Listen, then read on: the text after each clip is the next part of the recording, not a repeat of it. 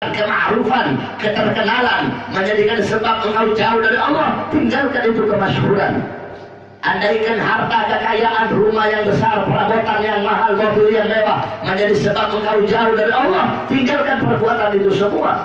Apapun perkara yang memutuskan hubunganmu dengan Allah, engkau tinggalkan. Tinggalkan dunia, itu dunia. Perkara-perkara yang memutuskan hubungan kamu dengan Allah Subhanahu wa Ta'ala, tinggalkan itu semua. Manfaatkan kau punya waktu, gunakan kau punya waktu, jangan kau sia-siakan. Tempatmu di tempatmu ini di dunia, tempatnya itu dunia. Dunia bukan tempat untuk santai-santai. Dunia bukan tempat untuk leha-leha. Ente mau leha, mau istirahat, mau tenang, bukan di dunia tempatnya. Malaikat Jibril pernah tertawa ketika melihat manusia. Kata Jibril, aku tertawa melihat manusia. Kenapa? Karena mereka mencari sesuatu yang tidak pernah Allah ciptakan di dunia. Apa itu? Ar-roha, ketenangan. Ketenangan ada di akhirat, bukan di dunia. Nah, tinggalkan perbuatan-perbuatan itu. Maksiat, munkar, dalalah, sayyi'at, mukhalafat, apapun itu. Tinggalkan perbuatan dosa. Perbuatan dosa itu bukan cuma mabuk, bukan cuma narkoba, bukan cuma khamr. Meninggalkan kewajiban itu juga perbuatan dosa. Ente nggak sholat, itu perbuatan dosa. Ente nggak ngaji, itu perbuatan dosa. Jangan ente kira perbuatan dosa itu hanya mabuk, narkoba, terus ente nggak ngaji, terus ente nggak berdosa. Dosa. Makanya dikatakan la ta'ata fil makhluk.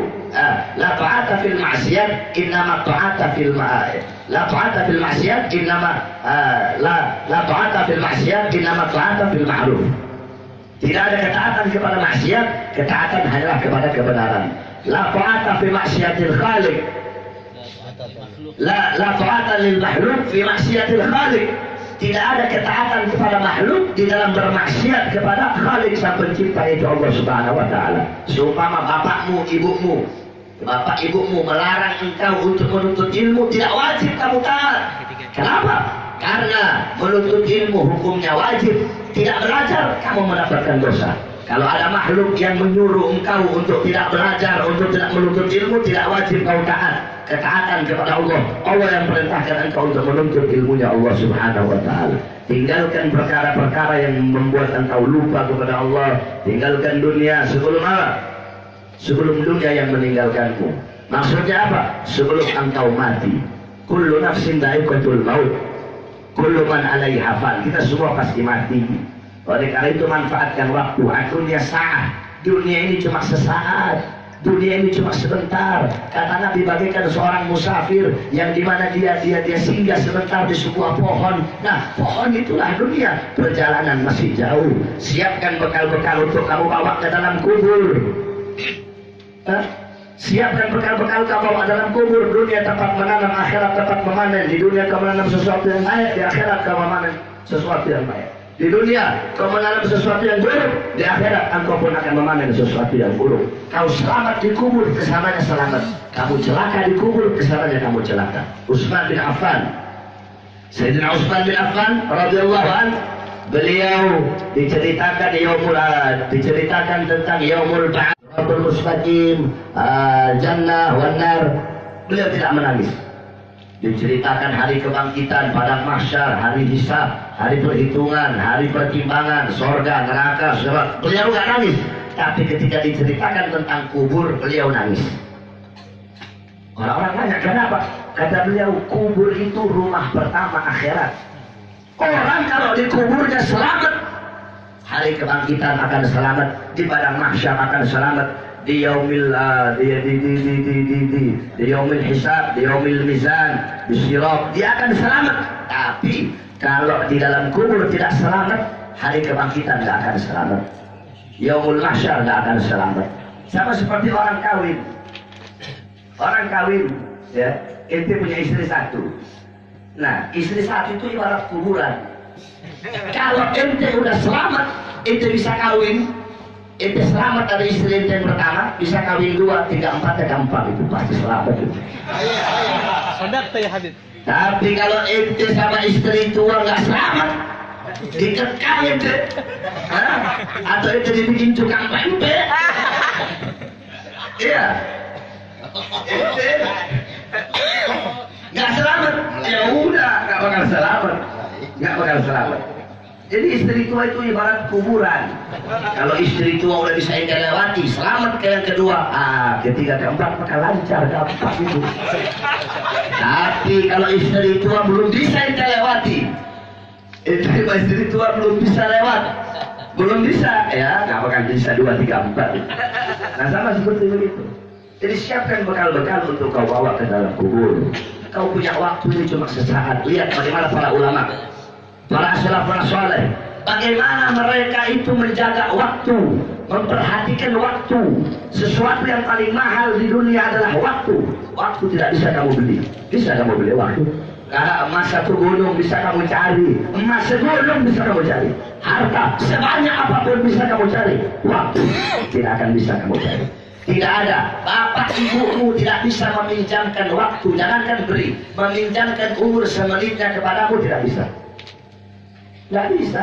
Gurumu tidak bisa meminjamkan waktu kepadamu walaupun hanya 1 menit. Ini saya kasih, saya punya umur 1 menit untuk kamu, tidak akan pernah bisa. Makanya Imam Abdullah bin Husain bin Tahir, beliau dikasih jam tangan dikasih jam tangan oleh muridnya.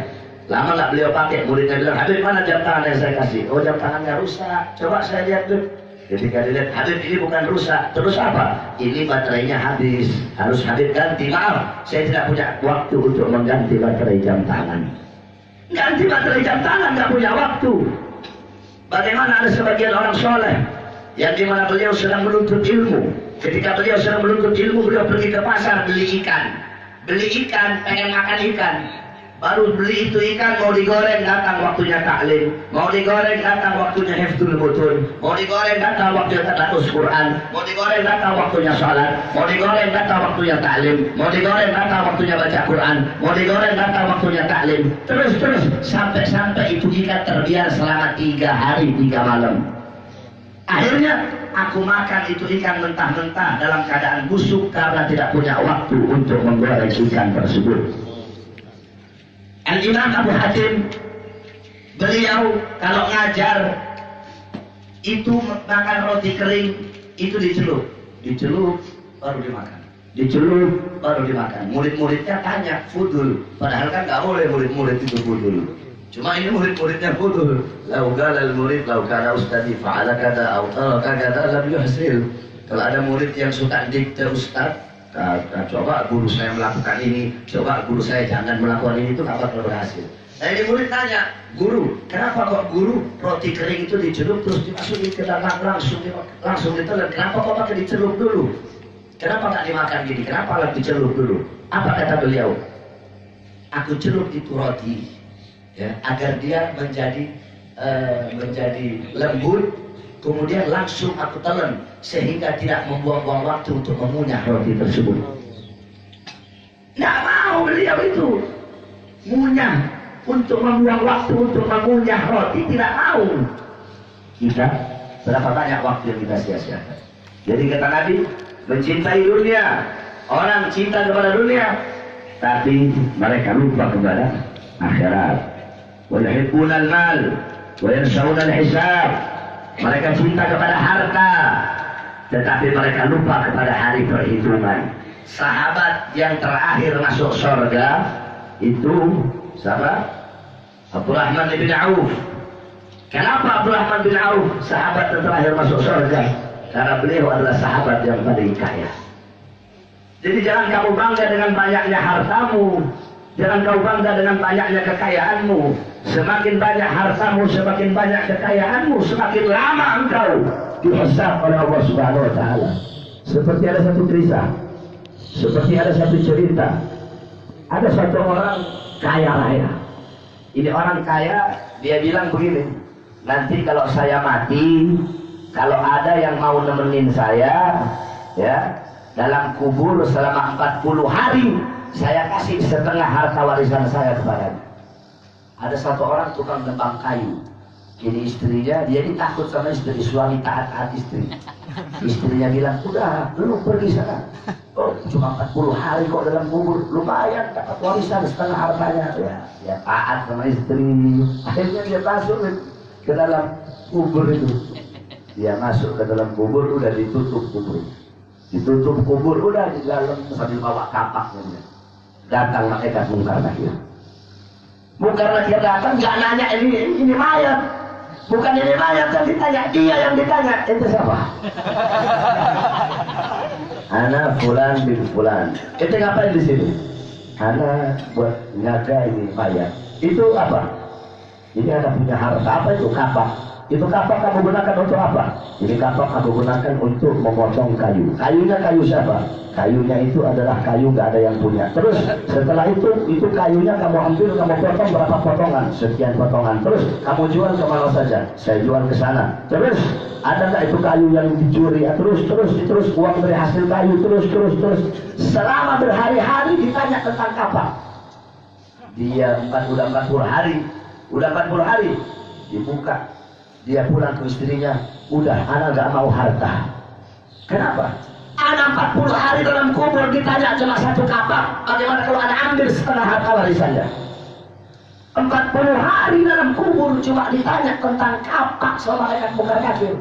Harta yang anak punya cuma kapak. 40 hari ditanyanya. Bagaimana kalau anak punya ratusan ribu dinar, ratusan ribu dirham? Makanya kata Nabi yang paling banyak masuk surga adalah orang-orang miskin. Bukan berarti itu harus miskin, enggak. Bukan berarti itu harus susah, enggak. Ya dimanfaatkan kau punya harta di jalan Allah. Kan Allah bilang mencari dunia untuk dunia, mencari dunia untuk akhirat adalah akhirat. Banyak orang lupa kepada hisab hanya gara-gara harta. Lebih rela kehilangan Allah karena harta daripada kehilangan harta karena Allah Subhanahu wa Ta'ala. Mudah-mudahan kita menjadi hamba-hamba yang dalam hatinya terdapat rasa rindu kepada Allah, rindu kepada Rasulullah SAW. Amin, amin ya Rabbal Alamin. Dan saya ucapkan terima kasih kepada teman-teman saya, saudara-saudara saya, pada kawan-kawan saya, para habaib, para asatidz, Al-Habib Abdul Rahman, Al-Habib Hanif beserta Al-Habib Muhammad, beserta para habaib semuanya yang lain, para asatidz semua, khususnya para thalabah. Mudah-mudahan Allah Subhanahu wa Ta'ala jadikan perkumpulan kita ini perkumpulan yang mulia, perkumpulan yang baik, perkumpulan yang dipandang oleh Allah dengan pandangan rahmat. Amin, amin ya Rabbal Alamin. Semua jamaah di belakang dan di sini jangan ada yang pulang. Nanti ada udah disiapin ada 200 nampan, jangan ada yang pulang, makan dulu semuanya baru pulang. Nanti sebelum kita baca qasidah ya, man dengan total. Wallah ya nabi wallah.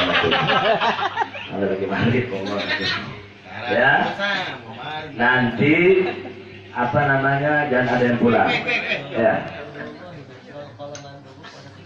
Sambil kita bersolawat kepada Nabi. Nanti habis ini mohon maaf yang bukan santri, yang bukan anak pondok di luar dulu. Semua anak pondok mau suruh musafa, mau suruh cium tangan sama habaib-habaib. Biar berkah ini. Pukul aja kepalanya, biar mufradanya banyak kepalanya. Ya nanti habis baca qasidah, yang bukan santri di luar dulu. Semua ini untuk pelabah-pelabah. Buat nggak muat nanti. Allah Allah Allah Allah Allah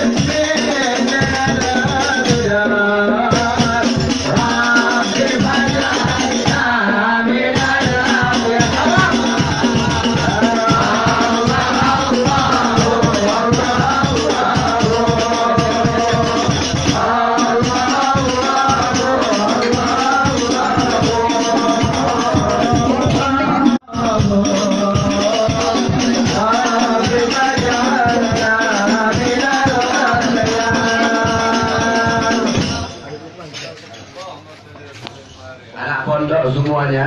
Anak pondok, fasal i'dad, fasal awal, fasal tsani, fasal sadis. Dari ujung sana. Yang selain anak pondok, mohon maaf biar di luar dulu. Nanti kalau ketemuan di sini.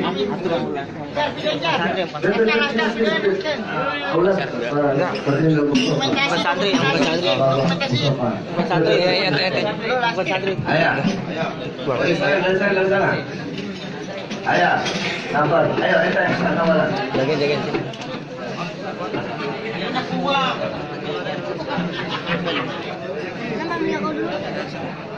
Di bagian mana? Sini aja. Madi. Udah. Mau. Dia wajib dimulai jangan berkecil itu kedengaran video. Hah? Bagi kita deh. Boleh bayar batin dah.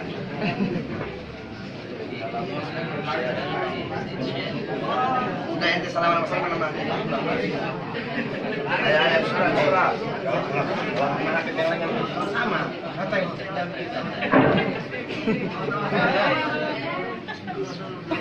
Betul. Bayar batin soleh. Nah. Video deh. Video.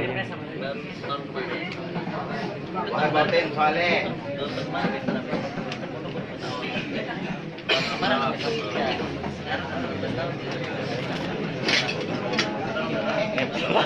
Jodoh, nempel jodoh. Nampak semua. Oke, itu Pak Haji, Ustaz. Halo, Halo,